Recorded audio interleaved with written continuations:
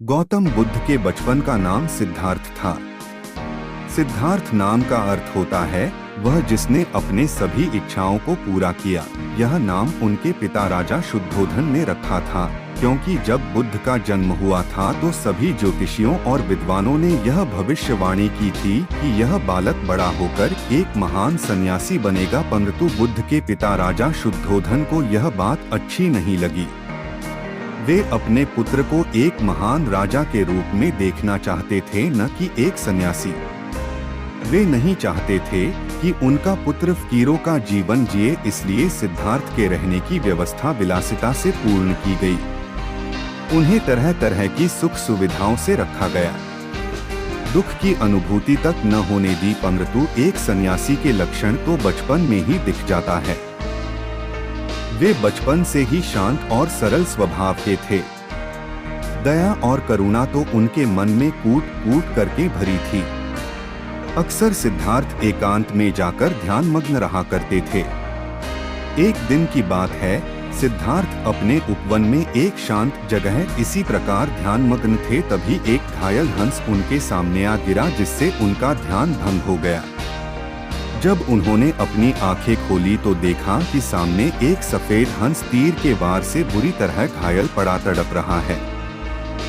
उसे देखते ही सिद्धार्थ का मन द्रवित हो उठा और उन्होंने उसे तुरंत उठा लिया। धीरे धीरे वे हंस को सहलाने लगे और फिर पास के सरोवर में जाकर उसका घाव धोकर उसके शरीर से धीरे से तीर को निकाला। तीर निकालते ही वह दर्द से तड़प उठा। तब सिद्धार्थ उसे धीरे से सहलाते हैं और उसके घाव पर पट्टी बांध देते हैं।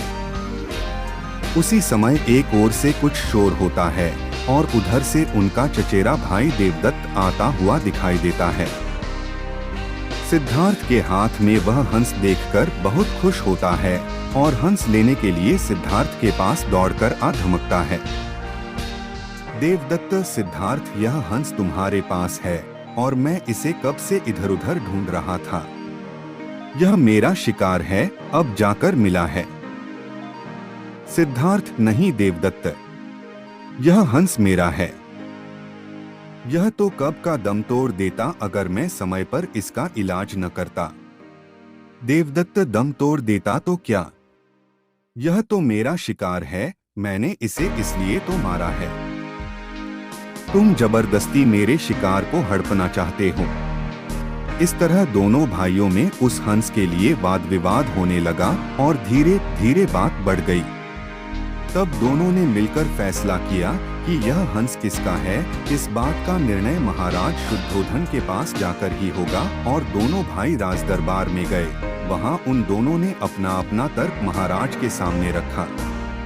महाराज शुद्धोधन विचार करके बोले, चूंकि यह हंस देवदत्त का शिकार है, इसलिए इस पर पहला अधिकार देखा जाए तो देवदत्त का है, परंतु सिद्धार्थ ने इसकी जान बचाई है और मारने वाले से बड़ा बचाने वाला होता है, इसलिए यह हंस सिद्धार्थ का हुआ।